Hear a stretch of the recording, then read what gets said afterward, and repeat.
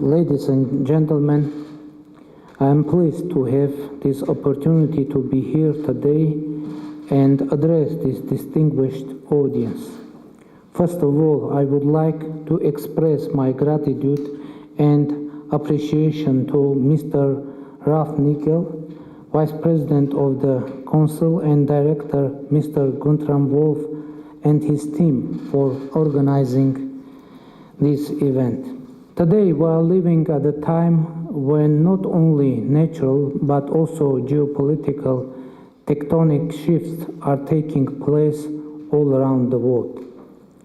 Deepening geopolitical instability, growing tensions and unpredictability are weakening the world order and international security system, creating even bigger challenges, especially for a country like Armenia with democracy, making us more vulnerable in our complicated region. Dear attendees, we witnessed the first sprouts of today's challenges and the collapse of the European security architecture in our region back in 2020 when Azerbaijan unleashed a war against Nagorno-Karabakh.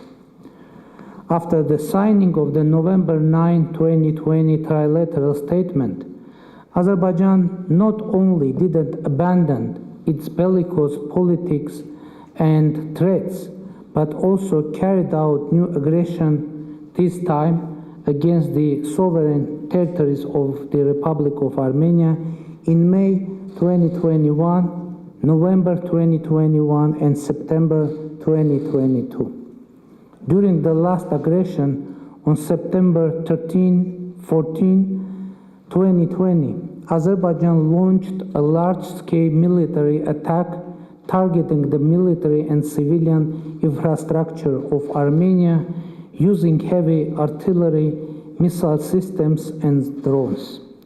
As a result, the Armenian side had 225 victims, including 3 civilians.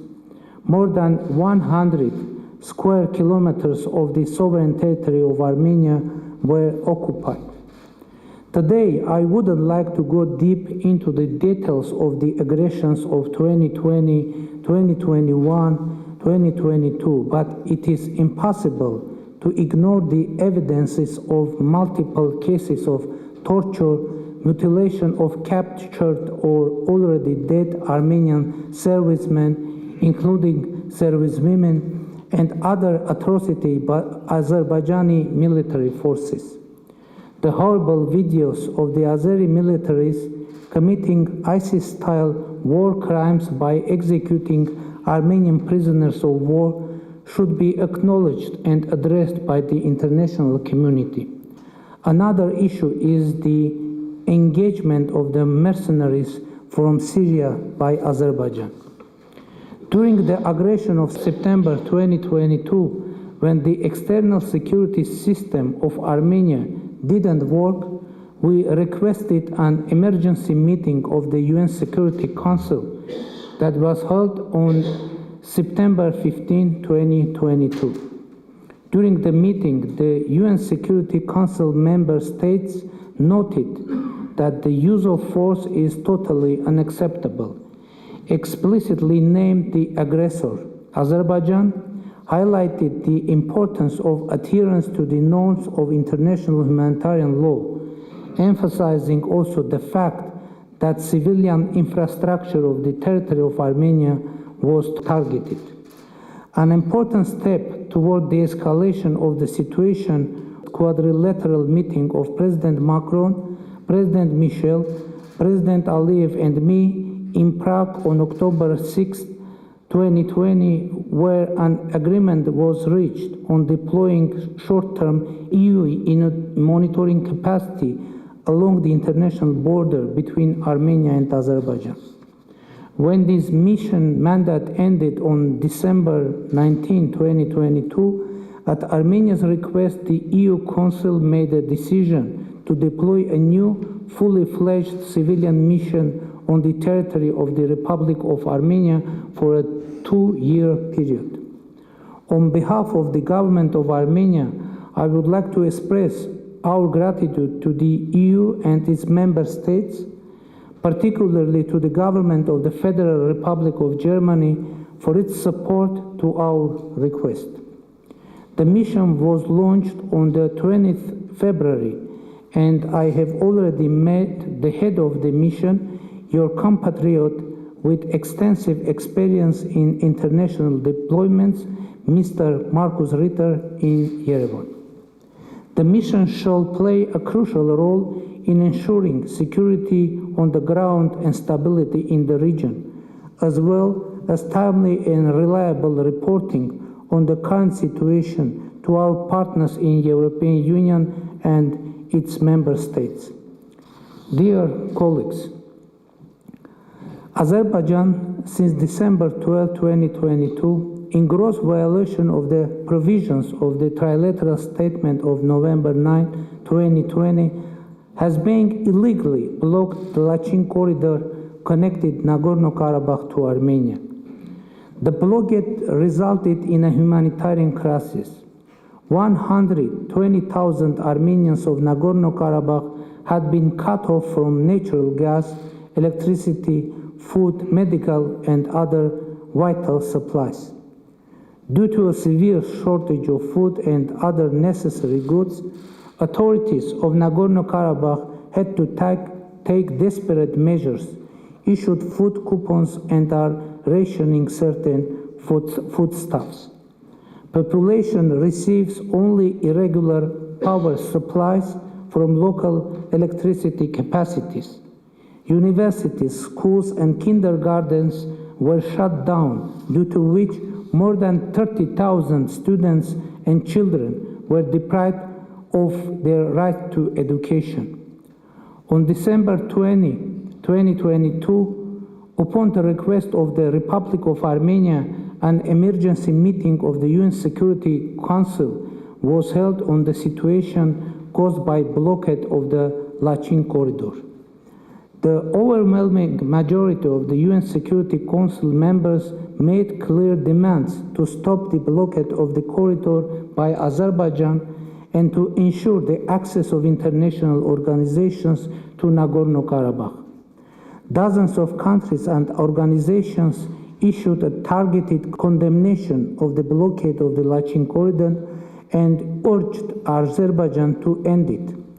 The Republic of Armenia has been putting efforts to send a UN and OSCE fact-finding mission to Nagorno-Karabakh and Lachin corridor. Also, the Republic of Armenia filed a request to the International Court of Justice of the United Nations under Convention of the Elimination of all forms of racial discrimination to apply provisional measures to unblock the Lachin corridor. On 20 of February, early this year, the International Court of Justice issued its order to Azerbaijan to take all measures at its disposal to ensure the unimpeded movement of persons, vehicles, and cargo along the Lachin corridor in both directions. Unfortunately, up to now, Azerbaijan failed to comply with the decision of the ICJ, and the traffic through the Lachin corridor is still disrupted. Though the natural gas supply is restored, electricity supply to Nagorno-Karabakh, having been cut off since 9 January 2023, has not been restored yet. Food supplies are still carried out by coupons, and people are deprived of crucial medical care.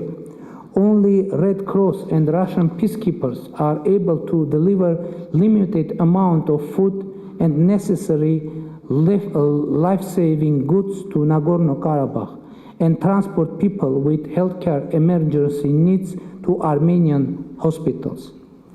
Growing aggressiveness of Azerbaijan toward Nagorno-Karabakh makes clear the intentions of Azerbaijan to carry out an ethnic cleansing of Armenians in Nagorno-Karabakh. Recently, President Aliyev of Azerbaijan declared that Lachin corridor is open for those Armenians who want to leave Karabakh. That means that Lachin corridor is closed for those Armenians who live in Nagorno-Karabakh. Dear participants, despite the above mentioned, the government of Armenia has shown the political will and has been taking decisive steps to open a new era of peace and stability in South Caucasus and has been engaged constructively in the Armenian-Azerbaijan negotiation. The Armenia-Azerbaijan negotiation process is going on in the following three main tracks: agreement on the normalization of relations between Armenia and Azerbaijan, unblocking of transport communications and economic links in the region, and border demarcations and security. Armenia agreed to separate from the Armenia-Azerbaijan process the settlement of Nagorno-Karabakh issue with the logic that a mechanism of discussions between Stepanakert and Baku will be formed. It is essential for Armenia to establish a guarantee mechanism addressing the issues of security and rights of the Armenians of Nagorno-Karabakh, which will have international visibility and involvement. Without going into the details, I would like to mention that the key humanitarian issues, such as the return of all the Armenian prisoners of war and the access of international organizations to Nagorno-Karabakh, continue to remain unresolved and are the issues of our utmost concern. We strongly condemn the continuous violation of the Geneva Convention on the Prisoners of War by Azerbaijan, as at least 33 Armenian prisoners have been sentenced to different terms of imprisonment through completely trumped-up charges. The refusal of Azerbaijan to repatriate Armenian prisoners of war is another violation by Azerbaijan of point 8 of trilateral statement of 9 November of 2020. Ladies and gentlemen, another aspect of our vision of regional peace is the normalization of relations with Turkey. We are ready to fully normalize relations with Turkey, establish diplomatic relations. We hope for full opening of our common border, which was unilaterally closed in the early 90s by Turkey. We have some small but hopeful signs that we are moving forward. Special representative of our countries agreed upon establishing air cargo transportation and opening interstate borders for third country citizens in July 2022. In January, a ban on direct air cargo transportation between Turkey and Armenia has been lifted, and we hope for the speedy implementation of the opening of the border for third country citizens. Also, I met President Erdogan in Prague on the margins of the European Political Community Summit in Prague 2022. It was in October, where we discussed the prospect of normalization. Armenia reacted rapidly after the recent devastating earthquake in Turkey. I called up President Erdogan with condolences and proposed our support. After that, we sent humanitarian aid and a rescue team to the affected areas. It is very important to state that 2 convoys of humanitarian aid entered into Turkey through the border bridge, which had been closed for 30 years. Our rescue team returned to Armenia through that bridge as well. Armenian Foreign Minister visited Turkey, met his counterpart, and reiterated our readiness and willingness to fully normalize relations. Though the last interactions were, of course, of purely humanitarian essence, we, however, would be glad to have the political outcomes. Dear friends, I would like to stress that the European Union is one of our key partners on our democratic reform path. In this context, it is worth to mention that Germany is a major political and economic partner for Armenia, providing development aid and support for our democratic reforms. Continuing the topic of cooperation with the European Union, I would like to inform you of a new important format of the Armenia-EU partnership agenda, the political and security dialogue that the inaugural meeting of which took place in Yerevan last January. The discussion on a wide range of issues, including the overall regional situation and the prospect of deepening our collaboration in certain areas, was not only timely but also considerably enriched our diverse partnership agenda with the European Union. In this context, I would like to stress that the basis for our cooperation with the European Union is democracy.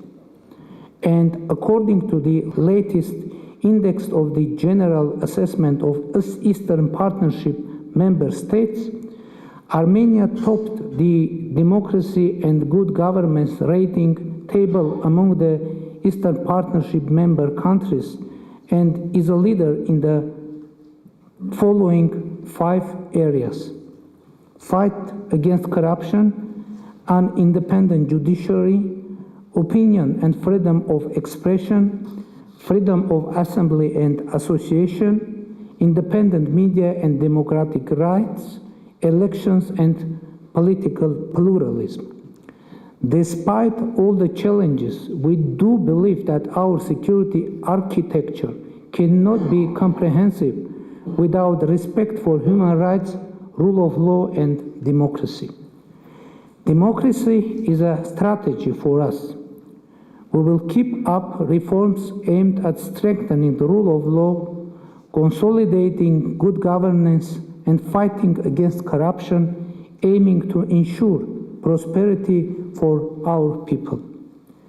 The 2018 democratic Velvet Revolution, followed by 2018 and 2021 snap parliamentary elections, proved that Armenia's democratic development path is irreversible.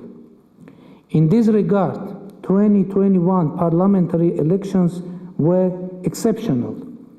It was first case when election in Armenia served as a tool for overcoming the political crisis. I mean internal political crisis that we had after the 44 days war of 2020. Usually, elections sparked political crisis in our country, and it was the case from 1994 to 2018. But this page is turned off after democratic revolution of 2018, and Armenia now is an internationally recognized democratic country. However, recent security challenges raise serious questions. The following question: whether democracy can provide security, whether Armenian democracy is able to provide security. This is the question that rightfully worries the Armenian society today, and an issue to be addressed by our government. Thank you for your attention.